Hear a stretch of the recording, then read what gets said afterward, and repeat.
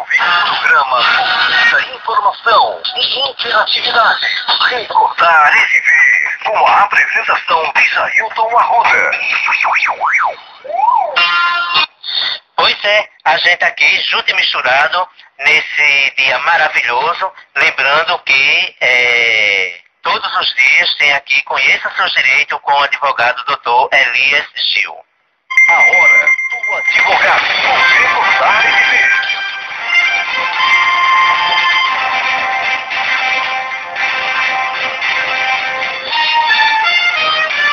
Pois é, hoje é segunda-feira, 28 de outubro, a hora certa, 8h03, e começa agora o quadro Conheça Seus Direitos, fazendo aí mais um quadro, né? Esse mês aqui, hoje que é segunda-feira, e ele está já aí diretamente no escritório e vai entrar ao vivo agora. Doutor Elias Gil, bom dia. Bom dia, Jailton.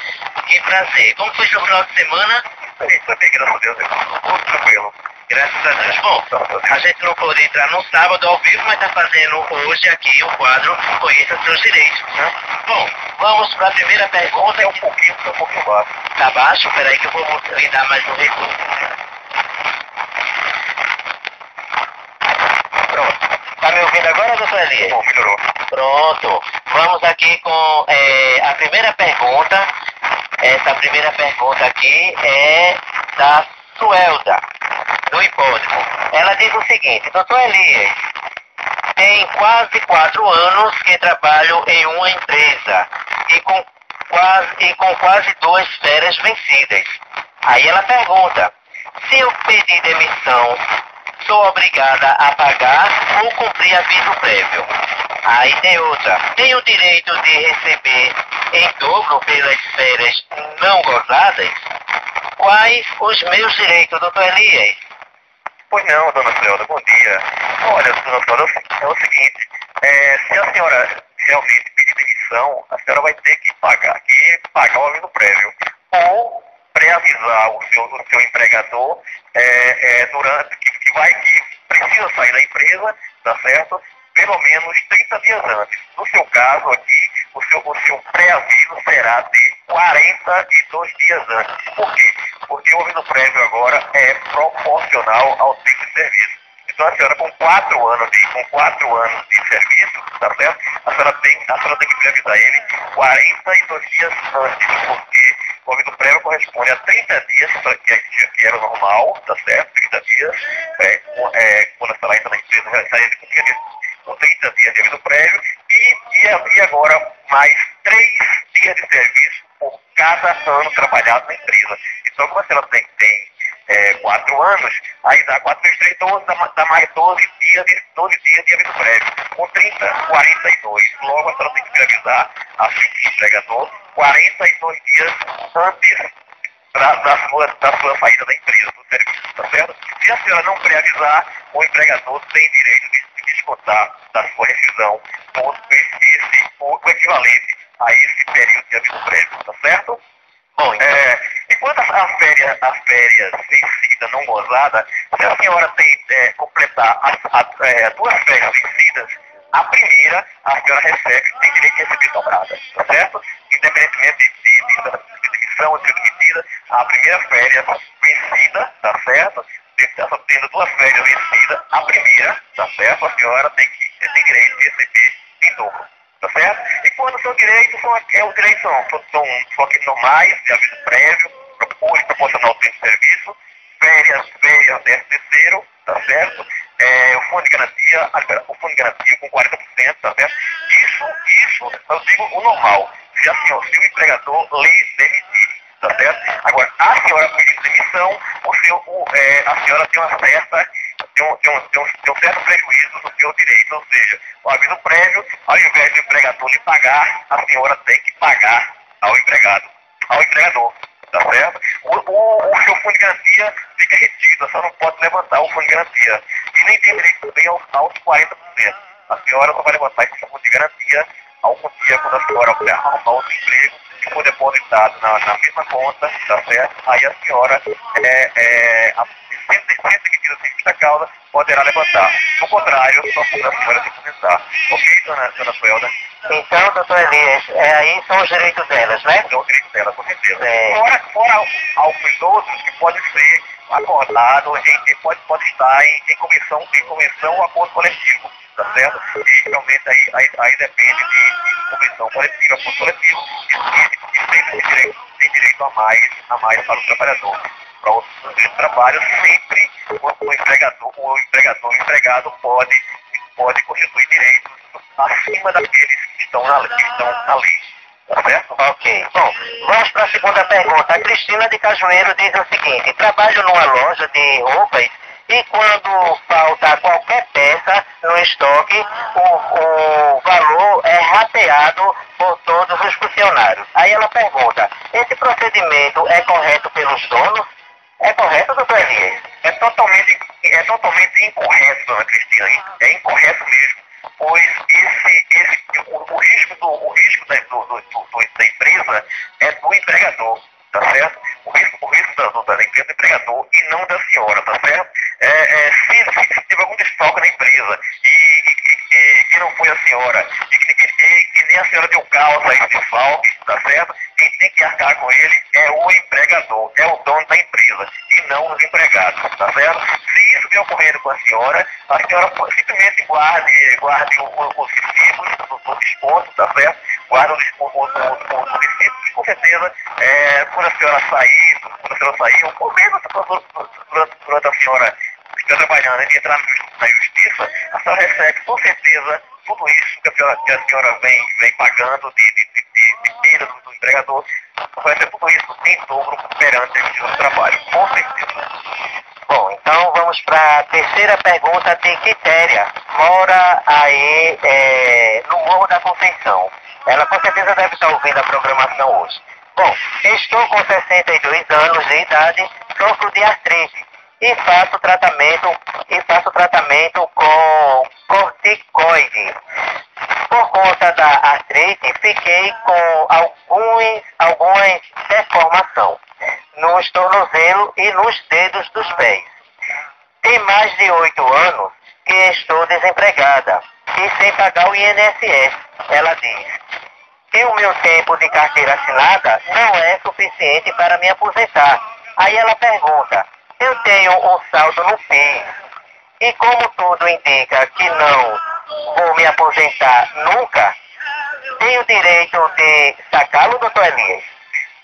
Pois é, dona Quitéria, eu acho que a senhora já pode até estar perdendo algum dinheiro perante a Previdência Social. Porque, apesar do pensamento da senhora, que a senhora diz que talvez não se aposente, isso não é bem assim, tá certo? A senhora hoje, já com 62 anos, talvez a senhora já tenha até direito na sua aposentadoria, mesmo não estando recolhendo no momento para a Previdência. Por quê? Se a senhora já recolheu em pelo menos 15 anos, tá certo? Anteriormente, a senhora tem direito de aposentar por idade, tá certo?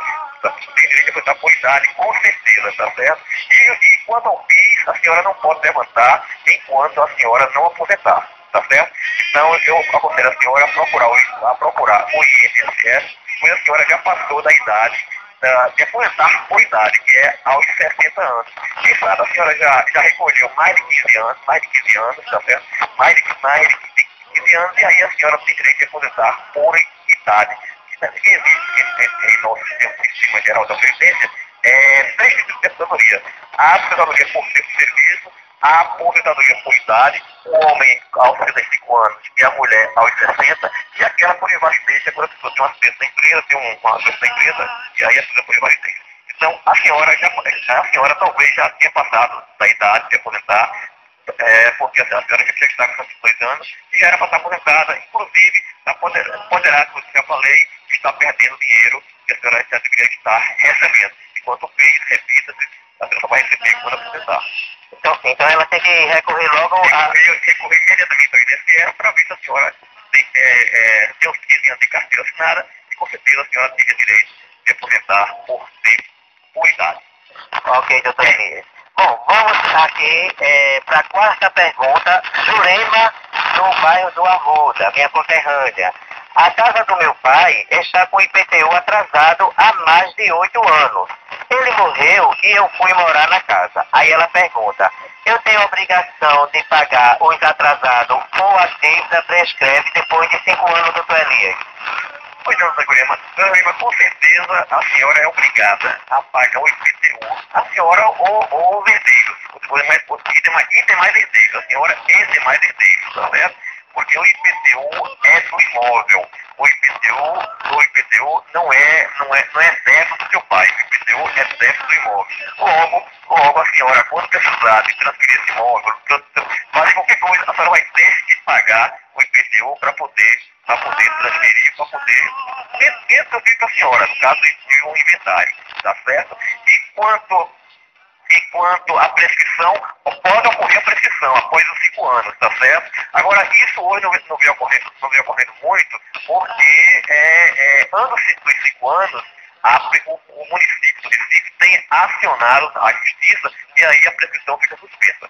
E aí suspende a prescrição e a senhora não tem outro meio a não ser que pagar o IPTU. Porque, como eu já falei, o IPTU é do imóvel, o débito é do imóvel. Então, por qualquer tempo, a senhora vai ter que pagar, tá certo? A não ser aquelas que realmente a prefeitura ou o município não venha acionar, não tenha acionado, não tem desde os 5 anos na justiça, tá certo?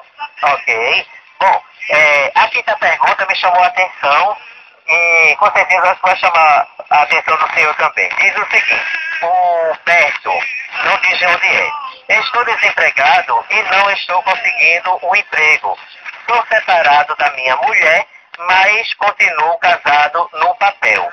Ela trabalha e sustenta o nosso filho. Aí ele pergunta, estando eu desempregado, tenho o direito de requerer uma pensão alimentícia? Ele pergunta isso, doutor Elias. Agora, o que me chamou a atenção é o seguinte, se isso pegar, todos os maridos vão querer ficar em casa e a mulher sustentar. Gilberto, o senhor tem direito à pensão alimentícia da sua esposa, porque a pensão é recíproca. A pensão é recíproca. Tanto o senhor tem direito da pensão dela, quanto ela teria também direito à pensão do senhor, caso venha necessitar. Caso venha haver uma separação ou de direito, porque o senhor ia separar de fato da sua esposa. Agora isso depende também de certos requisitos, tá certo? Não é só dizer que tem direito à pensão e o senhor tem os seus direitos. Porque o senhor receber. Porque o juiz, ao analisar um pedido dessa forma, ele vai analisar várias vertentes. Como, por exemplo, ver a sua condição de trabalho, como, por exemplo, ver a condição de trabalho da sua esposa atual, ver a situação, se ela realmente, além de já sustentar seu filho sozinha, ainda tem condição de pagar pensão para o senhor, ver se o senhor não tem condição de trabalhar, é uma pessoa jovem que está em estado laboral. Então tudo isso será observado para poder ser concedido uma pensão alimentícia de sua esposa para o senhor. Ainda mais uma senhora que, como o senhor já deixou claro, cuide do seu filho sozinha, sem a sua colaboração. E é dever dos pais, cuidar e isso sim, a necessidade dos seus filhos integralmente, totalmente, da educação à saúde, à moradia. É dever dos pais, não só da mãe. E no caso, a sua esposa está arcando, como você falou, sozinho com a despesa do seu filho. Então, o senhor tem direito sim, o senhor poderá ter direito sim, agora, um pedido dessa forma será observado várias vertentes, como eu já falei nesse momento, ok? E me parece, doutor Elias, que ele, como ele diz, que é separado, mas ainda mora na mesma casa, né? Ele é separado de fato, tá certo? Aí teria que, para ser separado do divorciado, ele teria que estar dividido com o divórcio, para poder caracterizar a separação realmente, tá certo? Bom, vamos para a sexta pergunta do João. Todo ano eu recebia um salário mínimo referente ao PIS. Este ano, quando fui receber, a Caixa não pagou porque disse que eu já recebi acima do limite o que não é verdade. O que aconteceu foi que teve um mês que recebi a diferença de aumento de salário de vários meses, porque estava para ser julgado. A empresa pagou de uma vez só, mas não informou que era dos salários atrasados. Aí o João se pergunta o seguinte: a empresa tem a obrigação de me pagar o PIS integralmente? Ela diz que não.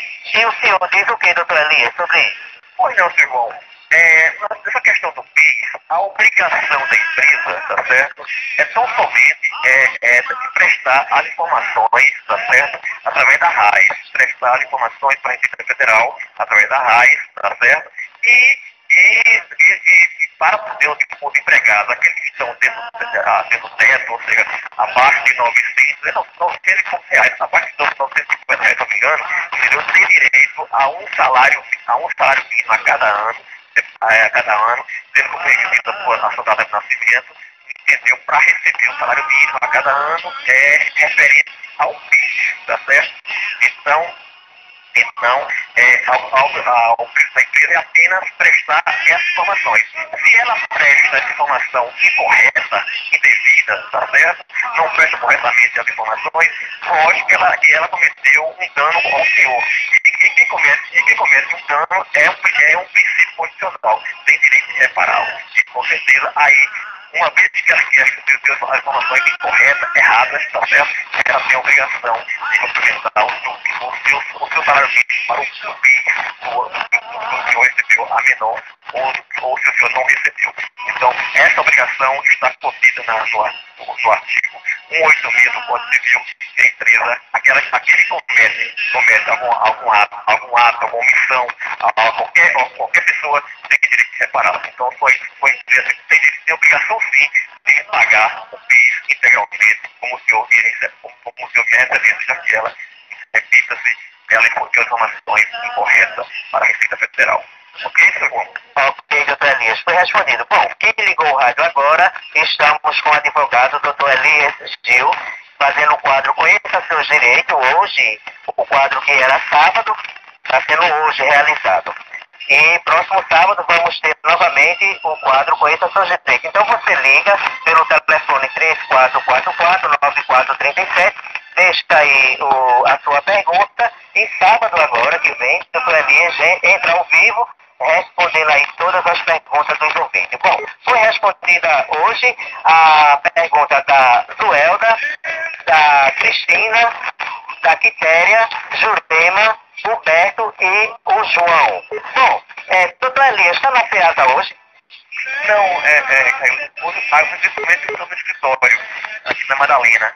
Tá certo? Hoje a FEASA, a parte de administração da FEASA hoje é fechada. Hoje é o dia 20, a gente pegou uma carona no dia do apenas da FEASA ser um órgão na política privada, mas a gente tem uma certa substituição ao governo, tá certo? E aí, então, a gente poderia ter fechado na semana passada, os comerciais, mas a gente deixou para fechar junto com o dia do Ministério Público.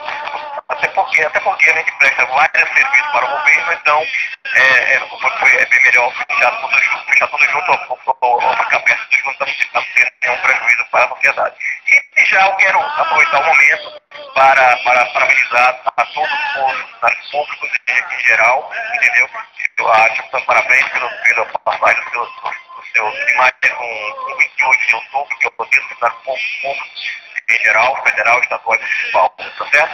Então, gostaria aqui de parabenizar a todos, desejar um bom feriado, tá certo? Hoje, dia 28 de outubro. Ok, Jair? Bom, doutor Elias, hoje tem uma enquete aqui, eu fiz uma enquete para os ouvintes da Rádio Pernambuco, bem como está no meu Facebook também, e na fanpage da rádio, e na minha fanpage.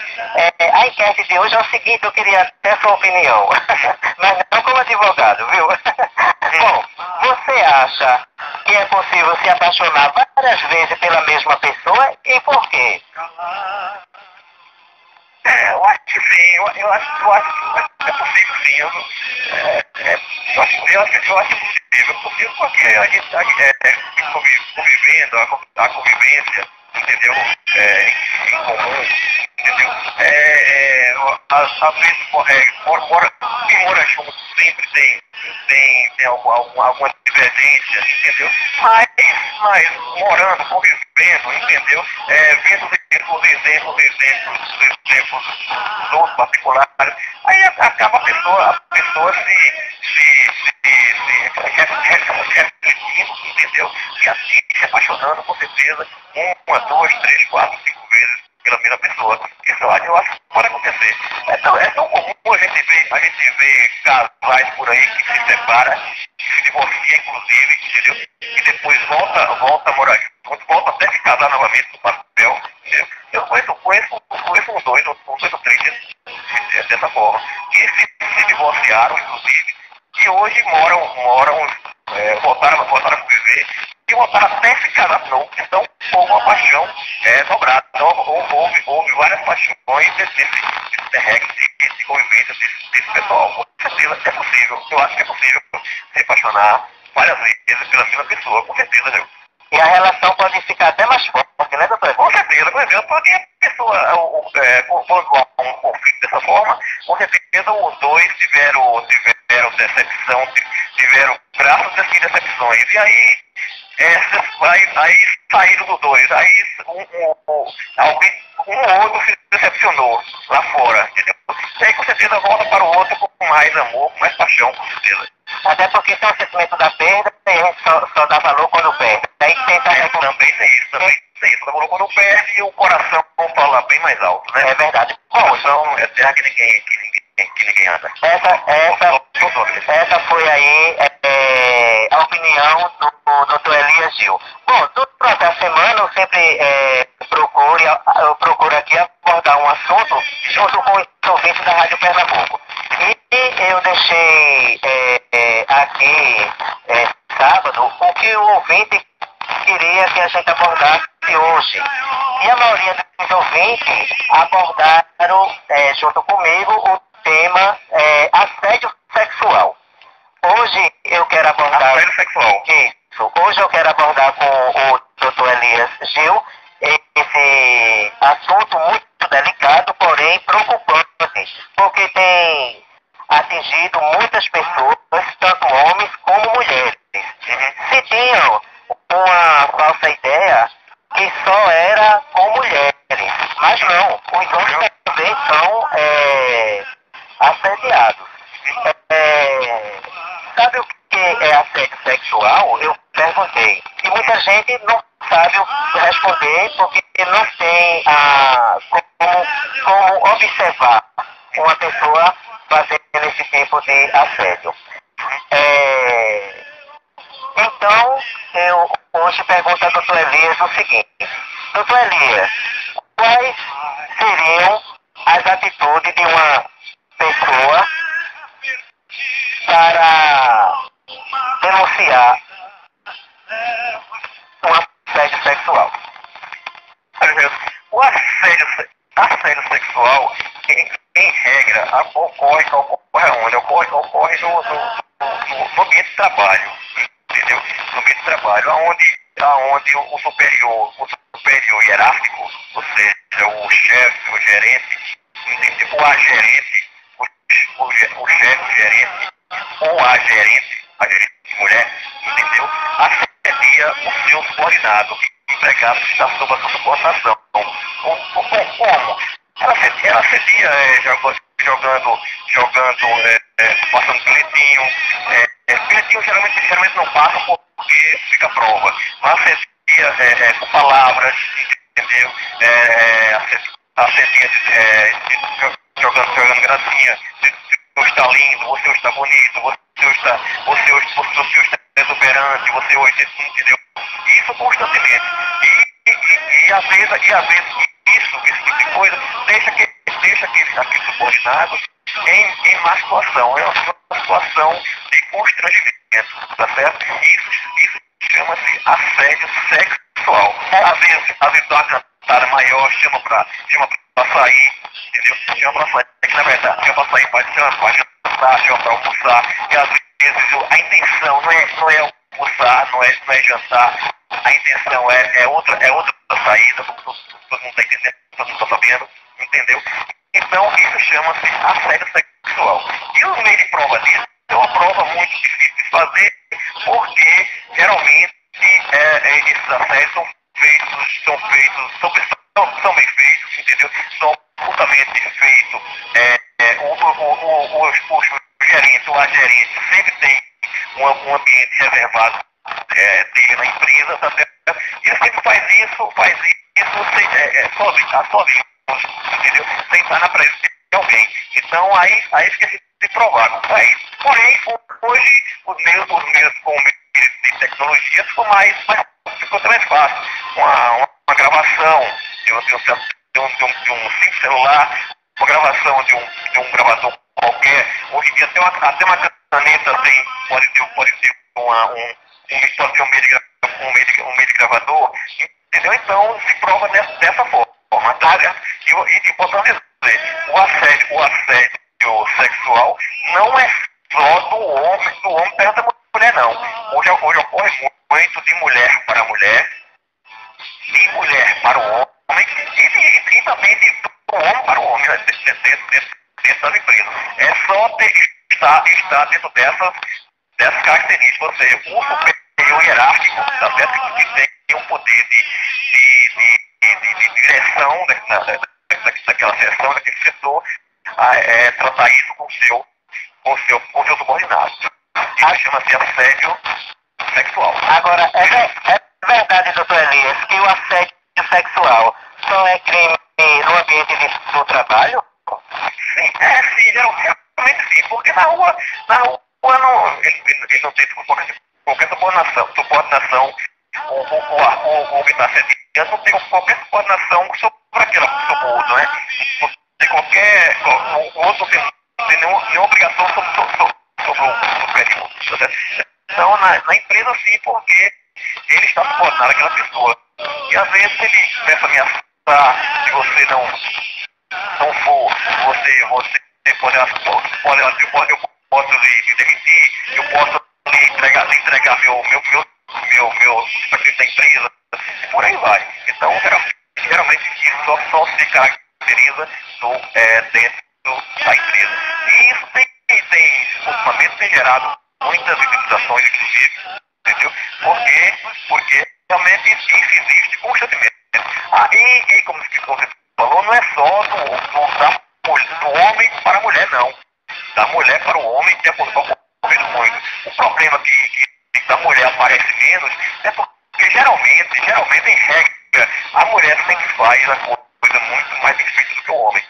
O homem faz mais abertamente, entendeu? A mulher não, a mulher sempre é bem mais cautelosa nesse sentido. E aí, por isso a mulher sempre aparece menos. Agora, mas comete bastante assédio sexual também no sentido da empresa, a parte mulher, com certeza. Agora, a lei, o que a lei diz, tem algum código penal sobre o caso, doutor Elias? Não, exatamente o que eu falo.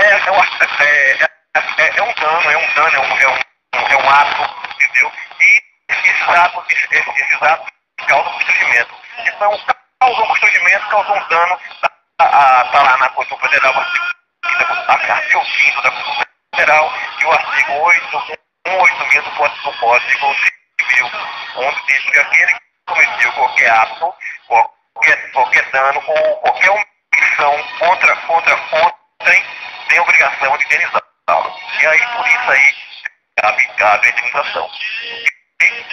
Bom, existe alguma forma de prevenir o assédio? Existe. Eu costumo tomar muito cuidado na empresa, entendeu? Agora, geralmente, não é fácil a prevenção, entendeu? Agora, com as últimas, com bastante acontecimento, com indenizações das empresas, inclusive, com prejuízo que as empresas têm tomado, aí geralmente as pessoas têm tomado mais cuidado, entendeu? Ou ter feito com com mais cuidado, entendeu? Na prevenção nesse sentido, para se evitar, porque realmente o causa constrangimento quando a outra parte não quer, entendeu? E também se diga de passagem, o assédio sexual é quando a outra parte não está interessada, a outra parte não quer. Aí realmente causa o assédio, causa o constrangimento, causa o imoral. Mas a outra parte querendo não há assédio sexual, entendeu? Quando há o consentimento da outra parte. Inclusive o assédio traz dano moral à pessoa, né? Moral à pessoa, moral à terceira amiga da pessoa. Pode ser o cara, por exemplo, o cara é casado, uma pessoa da empresa se apaixona por um cara que é casado.